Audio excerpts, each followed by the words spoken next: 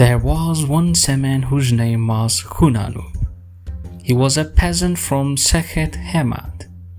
He addressed his wife, "Behold, I am going down to Egypt in order to bring provisions from there for my children.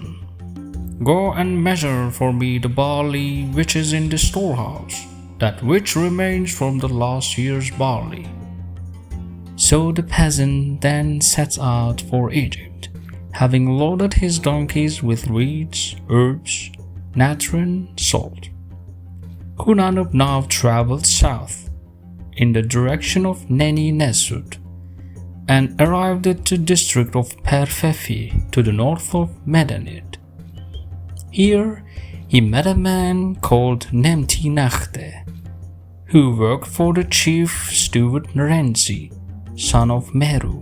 Then this Nemti-Nachte, when he had seen the peasants' donkeys which greatly delighted his heart, spoke, saying, "Would that I had some kind of charm endowed with power, through which I might confiscate the possessions of this peasant."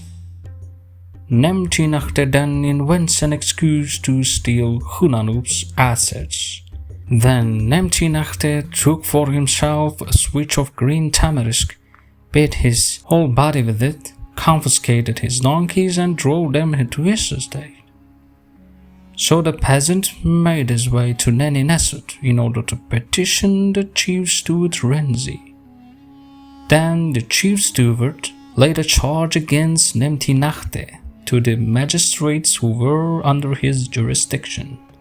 However, the magistrates saw no reason to punish Nemti-Nachte for this minor offense, saying he would be ordered to return the natron and salt. Meanwhile, the chief steward Rensi didn't respond to either the magistrates or Nemti-Nachte. The peasant then makes the first of 9 petitions to Rensi, who takes the case to the king and receives this response. Then said his majesty, "As you desire to see me healthy, cause him to remain here without replying anything which he says. And so that he may keep on speaking, remain silent. Then let his words be brought to us in writing, that we may hear them. However, provide the means so that his wife and children may live. For behold, one of these peasants come to the city on leave, and there is nothing in his house." In the third petition, the peasant implores Rensi to act appropriately, and on the final occasion, the chief steward sends the petition to the king, who instructs him to give Nemti-Nachte the verdict that Hunanub will be reimbursed for his loss by receiving Nemti-Nachte's possessions. He was brought in, and a list was made. 6 servants, along with his barley, his emma, his donkeys, pigs, flocks, Nemti-Nachte's was given to the peasant. The king, impressed by the eloquent petitions, authorized Rensi to inform the peasant that he would be reimbursed for his stolen goods and recompensed with all thieves' confiscated possessions.